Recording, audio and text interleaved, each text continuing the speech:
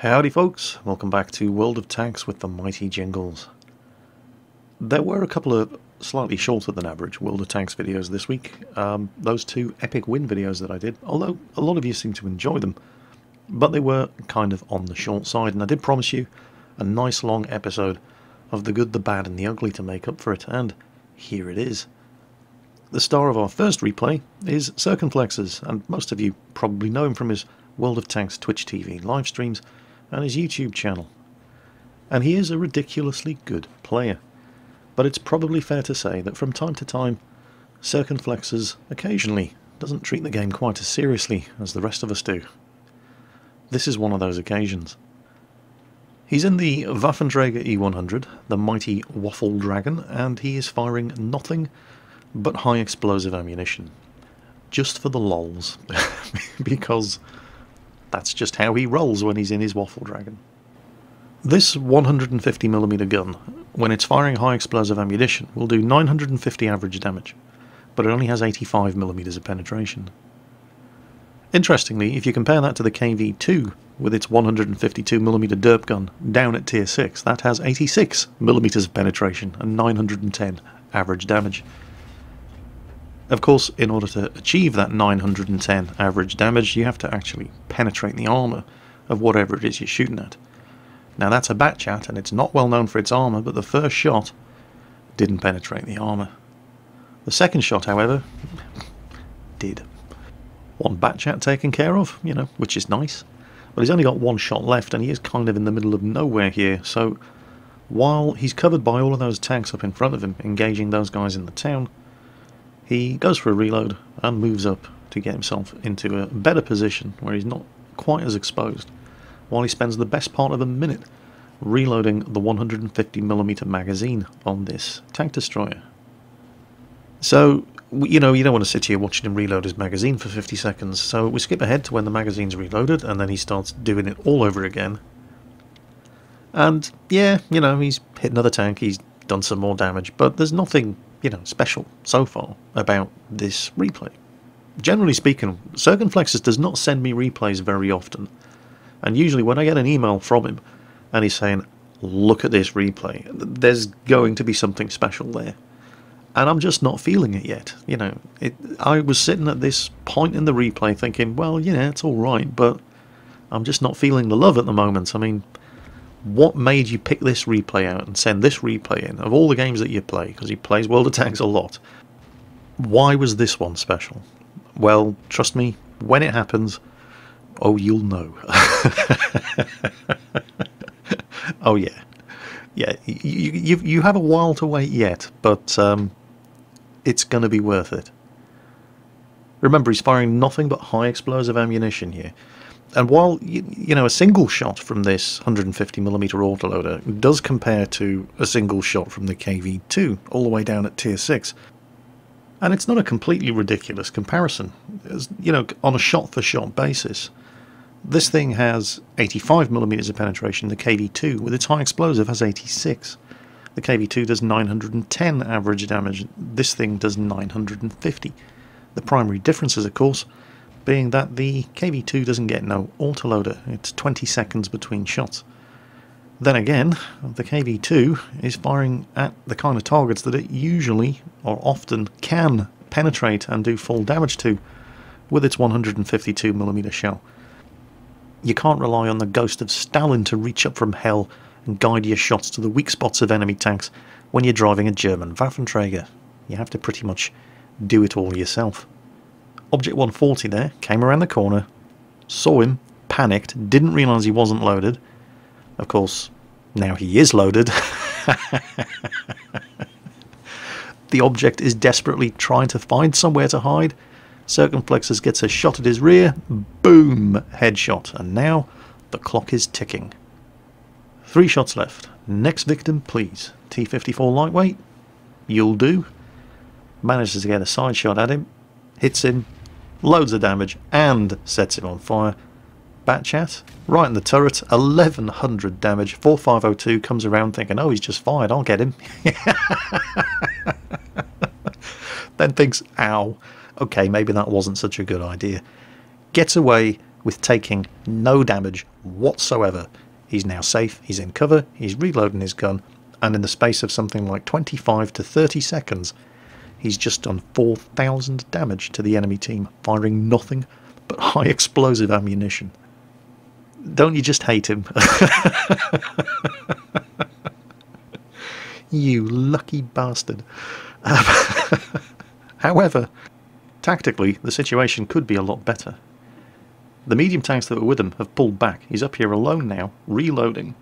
Most of the tanks left on the enemy team, and their one kill up, are the better than average players in some seriously dangerous tanks. Oh well, only one thing for it. Attack! Attack! Attack! Over the top, boys! Last one in Berlin. Stinks of rotten eggs. 4502A? No, Bat Chat. Much more dangerous target. Boom! Executed. 4502A from the front. Well, that's what happens, even firing high explosive ammunition of this caliber when you're shooting at armour that you can't penetrate. But he is in an autoloader, so all he had to do was pull the trigger again. And now, one shot left, and he can kill that T-54 lightweight. But oh no, the T-54's probably... Oh, okay.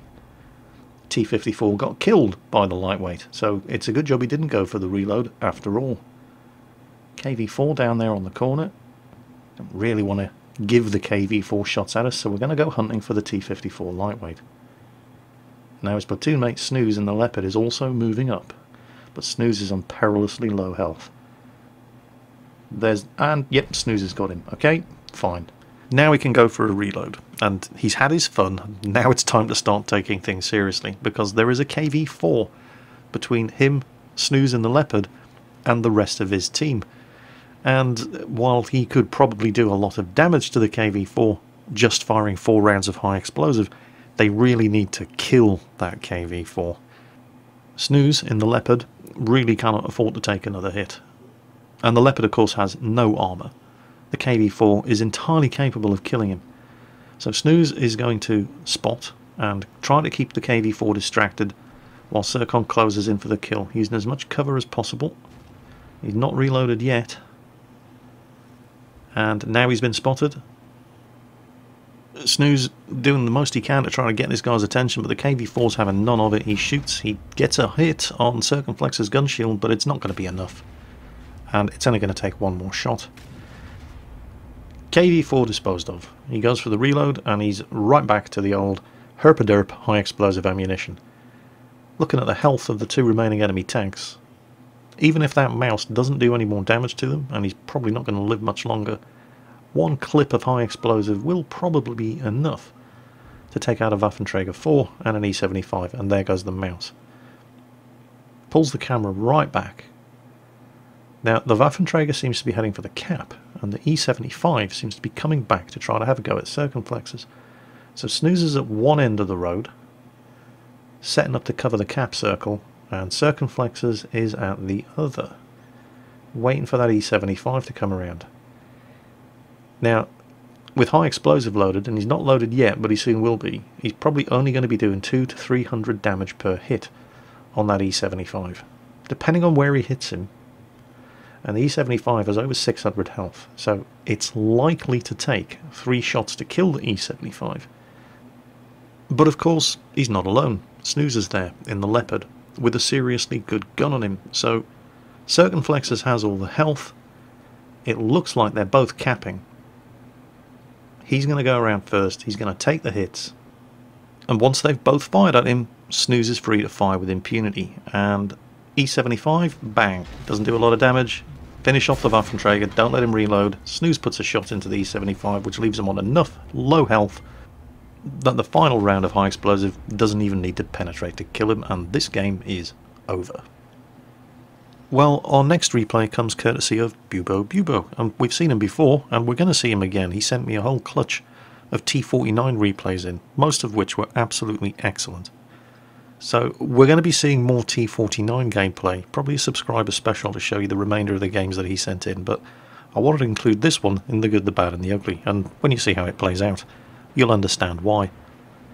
So, the T49, new American Tier 8 light tank, comes with a choice of 2 guns, and most people are going to be using this one, the 152mm howitzer. It's using the prototype Sheridan light tank turret, And in real life, this gun was capable of firing the Shillelagh anti-tank missile. Now, you don't get that here in World of Tanks. Instead, what you get is a tiny little KV-2 that can do 72 kilometers per hour. And most people are going to be using this gun with the T-49 because derp guns are funny. Although the 90mm gun on this thing is not bad at all. More of that, however, in an upcoming video. For now... Oh, you just couldn't ask for a better shot. And a side shot at a Leopard prototype. Guaranteed penetration if it hits. And that, of course, is the downside of firing a derp gun. And of course, yeah, it's an American derp gun, so he can't call upon the ghost of Stalin to reach up from the depths of hell and guide his shot to the enemy weak spots. He has to do it all himself. And well, we've heard that before in this video. Anyway, so disappointing start. I mean, this gun does a lot of damage, but you have to actually hit the target, and it is monstrously inaccurate and has a huge aiming time. And as is true of all howitzers, it's a very low velocity shell, so it takes more time than you're used to for it to reach the target. If the target's moving, you have to give it a hell of a lot more lead time. So, disappointing start, one shot fired at such a juicy target, and it completely missed. Oh well. Plenty of enemy tanks left. And this is probably the best kind of matchmaking you're ever going to see in the T-49. It's a tier 9 game on Swamp. Generally speaking, this thing will only get into tier 9 or 10 matches. You really could not ask for better matchmaking in this tiny little American tier 8 light tank. I don't have this yet myself. I've just unlocked the Walker Bulldog, which I absolutely love. I think the Walker Bulldog is a fantastically fun tank. I'm in kind of two minds about the T-49. I mean, you know, KV-2 that can do 72 kilometers per hour. What's not to like? But, yeah, I don't know.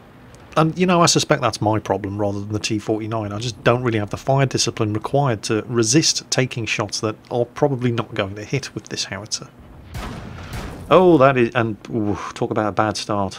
That is not good. Poked around the corner, instantly took 2 hits, and didn't even get a shot off in return. He's not having a very good game so far, is he? To be completely honest, this replay isn't so much about Bubo Bubo, although he does come good, but it's more about... Oh, hello. Okay, now, that one... That's more like it. That's what this tank does. Alright, let's not get too carried away. It was just a T-21, but there's a Carnarvon down there. And the Carnarvon isn't exactly over-endowed with armour, but if the Carnarvon is smart enough to keep his front pointed towards Bubo Bubo, then he's not going to penetrate, and he's not going to do full damage. On the other hand, Carnarvons do seem to burn remarkably well, and once he's been reduced to low enough health, it really doesn't matter where he hits him with this high explosive shot. He's going to kill him anyway. Now, a Black Prince, on the other hand, that is bad news. Black Prince, very, very heavily armoured. His armour is going to shrug off most of the damage of one of these shells unless he is dumb enough to shoot at a T-54 instead of a T-49 and allow him to get round behind him and put a shot right up his big fat British ass where it is going to penetrate and do full damage. And it's remarkable that Bubo Bubo actually had the fire discipline to hold his shots and get around and ensure that he did full damage. Most T-49 drivers would at the very best have taken a shot into the side and just hoped that it was going to penetrate. And his discipline rewarded him with a full damage penetrating hit on the rear of the Black Prince. And here comes the Leopard prototype he missed earlier on. He ain't going to make that mistake twice. But some absolutely terrible decision making on the part of the Black Prince driver there. 2 tanks in front of him, and don't forget the Black Prince's gun is rapid firing but low penetration. And of the 2 tanks that you can choose to shoot at, one of them is a tier 9 medium T-54 who's facing you and on almost full health, and the other is a T-49 who's going to one-shot you if he lives long enough to get around behind you, and he's on half health, and he chose to shoot at the T-54. Certainly not complaining. More enemies like that, please. Meanwhile, the gun's reverted to type and he's just missed that Tiger 2 while taking a hit from him in return. T-54's gone around. He's now reduced the Tiger II to such low health that Bubo just has to land a shot of high explosive near to the Tiger II, and the splash damage will kill him. And there we go, he's got him. Only did 12 damage, but a kill's a kill. That's one less gun shooting back at them. Now, the Tiger II driver really didn't see the funny side of that shot, although, you know, I did. And right now, it's going to take a while because he's typing an entire letter to express his rage and disappointment in chat, but it'll be worth it. Keep an eye on chat. Hopefully you're watching this in high enough resolution that you can actually make out the battle text. But yeah, he really rustled that Tiger II's jimmies with that one. I mean, he only did 12 damage to the Tiger II this entire game. But no, it's all the fault of the T-49. It's, never mind everybody else who did over 1,000 damage to him. It's those overpowered derp guns. That's the root of all that's wrong in World of Tanks. Come on, Mr. Tiger II. Vent your spleen into chat. He's a slow typer. You're going to have to put up with him. Come on, where is it? There it is, yay! That's right. T-49 does 12 damage to you, and everything that's wrong with World of Tanks is his fault. He's just a lucky auto-aimer. Yeah, I don't think so. Don't worry, we haven't heard the last of the Tiger II driver. He's going to continue to embarrass himself in chat throughout the rest of this game. Now, AMX 1390 spotted. Bubo is reloaded. He didn't spot the 1390, but he's in a position to do something about it. Races forward. 1390 is almost on full health. He has over 1,000 health remaining. 950 average damage on this gun. Well, when it works, it really, really works. 1390 didn't know what hit him. Unfortunately, taken out as he advanced by a great shot from a very good Rheinmetall Borsig player.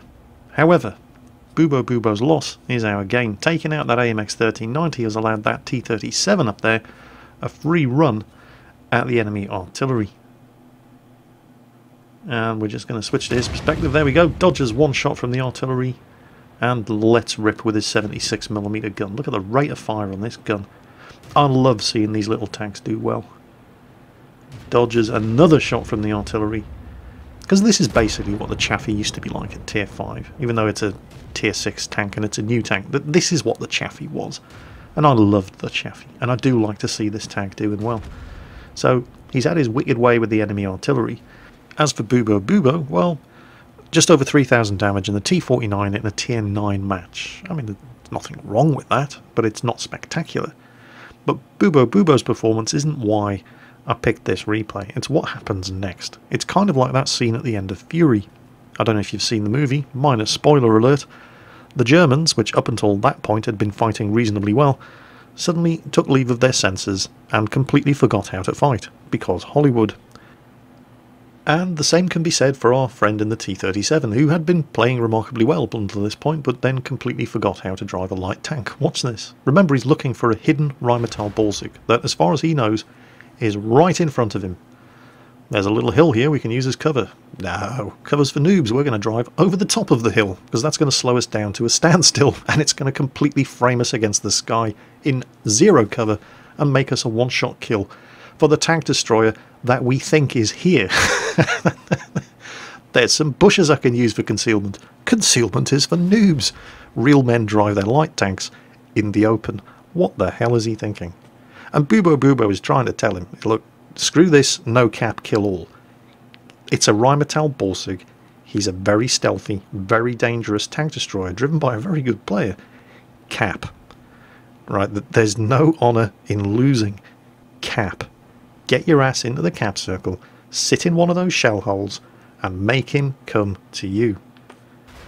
Rheinmetall Borsig's biggest advantage is firing from stealth.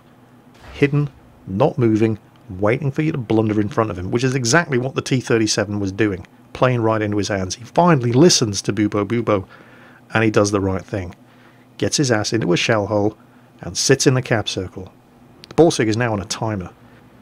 Now the ball is in his court. He has to react. He's being capped, he's going to lose. He can't just use all of his advantages, sit in cover, and wait for these guys to come to him, where he can kill them off one by one.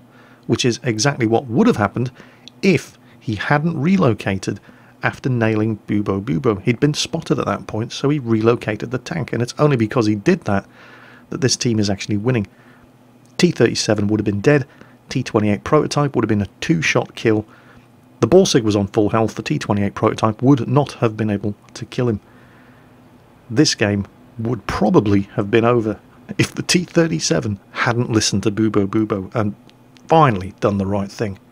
Target 2 driver, of course, continues to embarrass himself in chat, whining about how there's no honour in capping. Well, there's not much honour in losing either. The S-51, paying attention to the map, realising that the Borsig has relocated, sets up to try to ambush him if he comes around this side to reset the cap, and sure enough, there he is. Now that was a lot of damage, but it wasn't quite enough. Well played from the S-51 anyway. Right place, right time, and it almost paid off for him, but they've now won. Remember, no cap, kill all. It's not always a good idea. So, today's final replay comes courtesy of Logan 10 in the Type 61 Japanese Tier 9 medium tank. I was planning on saving this replay for a Type 61 review, but it's probably going to be a while before I can do a Type 61 review because I don't have a Type 61 yet. I'm still playing the STA-1 at Tier 8. And I love the STA-1. I think it's a really good tank. It's kind of like a Japanese Pershing, except with a slightly better gun. The Type 61, while I don't have much direct experience of driving it, I've only ever driven it on the test server, it seems to be like a Japanese Centurion Mark 7. Except it's faster, and it doesn't have that bouncy gun mantlet. In fact, this tank really doesn't have any armour at all, anywhere. But, you know, there are worse tanks in the game to be compared to than a Mark 7 Centurion. If it plays anything like the Mark 7 Centurion, I'm probably going to enjoy driving this tank as well. So, what's going on in this match? Well, it's a Tier 9 game, but there are only 2 Tier 9 tanks on each team, and Logan is in one of them. On the other hand, it's Lakeville Encounter. And Lakeville Encounter is generally a heavy tank and sniping tank destroyer kind of match. However, there aren't that many heavy tanks on either team, and most of the heavy tank players are not particularly good. So we're, under normal circumstances, driving a very lightly armoured medium tank like this into the town I'm not going to say it's a terrible idea, but it can be risky. You have to know what you're doing. But if you can get there quickly in a fast medium and there's not much heavy tank opposition, you can capitalise on it. A lot like that T-54E1's doing, om-nom-nomming a very foolish AMX 1390 to death, but he's taking hits doing it. Logan's second shot bounces. The T-54E1 is reloading though, he's backing off. He has to be reloading. Now he reloads pretty quickly, so Logan can't really mess around here, but at the same time he doesn't just want to rush blindly around the corner because there's usually somebody at the back end of that road, but nothing happened.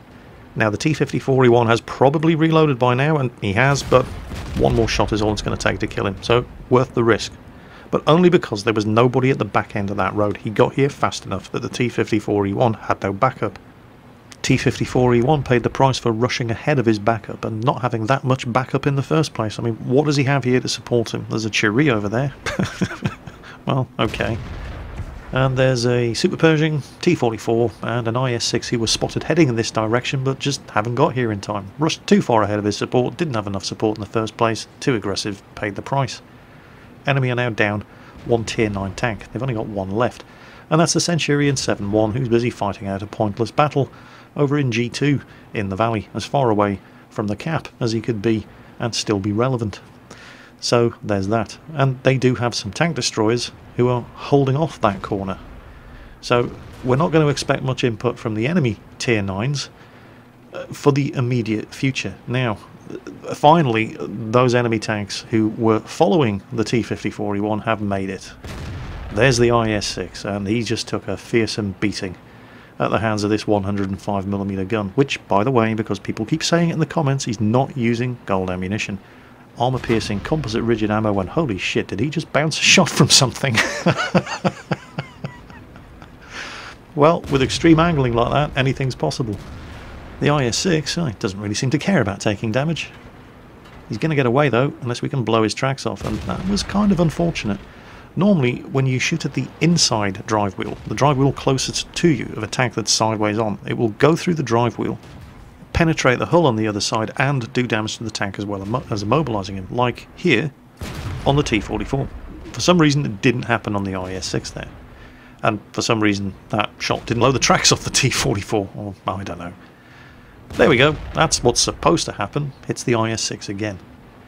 IS-6 and T-44 on the corner. Now he's not alone here, he's got tanks behind him, and you know, the scores are, it could be worse. It could be a lot better as well. Unfortunately, the tank destroyers that were guarding the corner down at G2 have all died, which means that all of those tanks that took the long way through the valley, we're just going to finish off this IS-6, yep, all those tanks that took the long way through the valley are going to be an issue very soon, and there they are. Now the other tier 9 on Logan's team, oh, watch this shot, oh yeah, it's such a good gun. The other tier 9 on Logan's team, the WZ-111, has been sitting in the middle of the lakeside road the entire game. He's not really had that much of an impact. Certainly not the kind of impact that you'd expect a tier 9 heavy tank to have in this kind of game. He's basically been sitting there sniping, taking side shots at the tanks that are slowly filtering through into the town, but the majority of the work is being done by all the tier 7s. Like the Comet and the Tiger, and tier 8s like the T-32 here, and obviously Logan in the Type 61. And that WZ-111 has now he's sat there in that same spot the entire game, and being literally penned in there by a tier 8 light tank. And he sat there for so long that an Su-152 managed to drive all the way down the valley, and then turn around and come all the way up behind him and finish him off. Remarkably poor play from somebody who you would expect to be able to do a lot better. I mean, statistically, he's one of the best players on the team, and he's in a top-tier heavy tank, and he managed to get encircled and surrounded by a tier 8 light and a tier 7 tank destroyer. Just shocking, shocking. Meanwhile, the guys in the town punching above their weight with... oh crap, they've just lost the Comet. They're getting encircled, and there's the Centurion. Whoa, that was close. That was damn close. Now, there wasn't an awful lot in the reload between those two, but Logan fired first. The Centurion isn't even attempting to angle his armour, he's just sitting there in the open, and Logan got the next shot off. Now he's running perilously low on ammunition, and he's running perilously low on teammates. That T-32 there, I mean, he's lost the Comet. The T-32 is not in a fantastic position. He's not even trying to angle his armour, he's dead. Logan is now on his own against 6 enemy tanks. He's got 1 round of APCR left. After this, he's either using high explosive or he's spending money. Make sure the T-34 kill, but he's in the open. The T-34 was highlighting his position, and as he crosses the road he starts taking hits from the WZ-132, and from the top around the church it's the T-20, cheeky little bugger. Well, finishes him off. 4 enemy tanks left. He knows where the WZ-132 is. He's up that central road next to the lake. The Su-152 was up there with him. The Su-152 is the one that killed the WZ-111, and there's the Indian Panzer. Well, 1 shot is all it's going to take, but he's having to trade health with every kill that he makes here, and he doesn't have an awful lot of health left. Now, going around this corner is a bit of a risk, because that Chinese tier 8 light tank was up there on the road, but as he pokes out he does not get spotted, and his 6th sense only goes off when this Su-152 gets close enough to proximity to detect him. His first shot, checking around him, doesn't know where that Centurion is, blows his tracks off. The Su-152 either doesn't have or doesn't want to use a repair kit, and that costs him his tank. So now, it's 1 against 2. Right now I'm thinking 2 things. Where did the WZ-132 go? Oh, there he is. And he loses more health. But also, what's taking that Centurion so long? The Centurion was spotted on the road, down there, and we haven't seen anything of him since. The WZ-132 is going to be detecting Logan for the Centurion. He's in an agony of indecision here. And then, well, there's the Centurion. Too slow, far too slow. WZ-132 just... all he had to do was stay hidden and let the Centurion shoot Logan up the ass. But he risked it. He came around the corner. He gave Logan the kill, and then the Centurion, his gun isn't even pointing in Logan's direction. You know, to be completely honest, it looks like the Centurion just rage quit when the 132 died. But hey, a win's a win, and 1 kill short of a Pools medal. Well, that's it for today. I hope you've been entertained by today's collection of 3 replays in the good, the bad and the ugly. Not entirely sure which one was bad, or which one was ugly for that matter. Oh, Jingles, you so silly. But I hope you were entertained anyway. As always, take care, and I'll catch you next time.